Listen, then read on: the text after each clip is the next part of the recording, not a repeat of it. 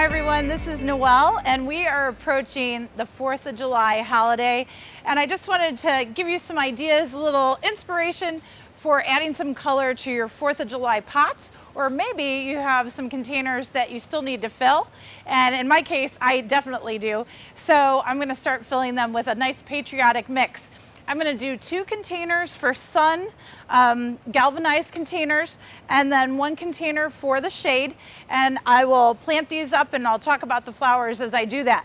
One thing you need to know, if you want to use your galvanized buckets, watering cans, what have you, again, make sure instead of poking holes in the bottom for drainage, go ahead and fill them with pea gravel. So we've already done that. There's pea gravel in the bottom, and then you're going to add your potting soil on top of that. The other thing that you need to be aware of though is if these are outside, of course, just make sure they're not out in the rain because they will fill up with water and your plants will be floating. So do be aware of that. The first one I'm going to do is just this cute little long galvanized planter, and I'm going to do a Silver Falls Dichondra in the front. Nice silvery foliage, but really will look gorgeous as it sits right on the front kind of windowsill balcony that I have in the sun. So Dichondra in the front. My thriller, which is this blue Salvia. This is actually a great deer resistant plant. So if you need something like that, the blue Salvias do the trick and they will really work nicely. Again, in full sun areas, nice spiky habit. It'll start really growing up and filling out. I'm going to put a red, beautiful red Super Bell, okay? This is a Calibrachoa, and whoops, trying to get it out of the pot. And let's see if I can grab that. Great. And I'm gonna plop it right in the back. Oh no, I'm actually gonna go more forward here. See if I can get this in without squishing the root system too much. And I had talked about container gardening before. Make sure you're giving your plants ample room so there's space, airspace, of course, and also space for them to grow and fill out. And then the Diamond Frost Euphorbia, which we love because it just fills in any air spaces you have in your planter. So I'm gonna kind of arrange those around, have them kind of fill and go from there. My second sun planter, I'm gonna do this little pail, and I've got blue azuratum. Again, this is a great hummingbird butterfly plant. Great deer resistance on this too. Okay.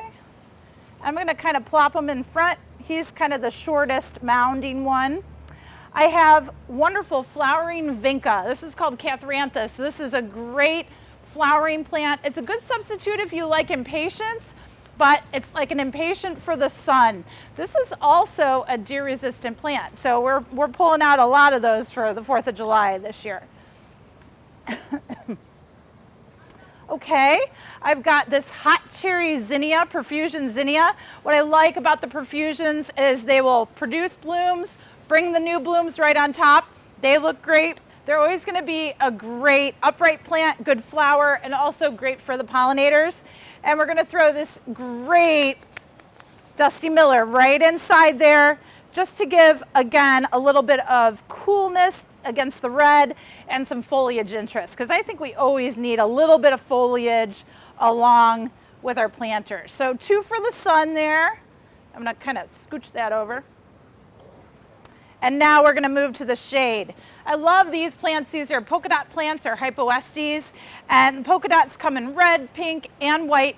And we're going to use white as the backdrop here. And you can tell, whoa, lots of roots here. Of course, always remember to tickle the roots or break up the root system before you plant the plant so they get growing into the soil that you place them in. And do that. In the background is the thriller. I'm going to put my blue and white Torenia as the spiller. This is the wishbone flower. And again, fantastic spiller for shade, part shade. I enjoy them a lot. And I love this nice kind of bright royal blue color that they produce. And then how about your New Guinea impatiens? This is actually a sun patient, so this can go in full sun or full shade. So not a problem wherever you want to stick it. They're really going to thrive and grow for you. Okay. Gonna stick that in my pail. Nope. Need a little bit of a deeper hole there. All right. Nicely spaced out, ready to go. 1 for the shade, 2 for the sun.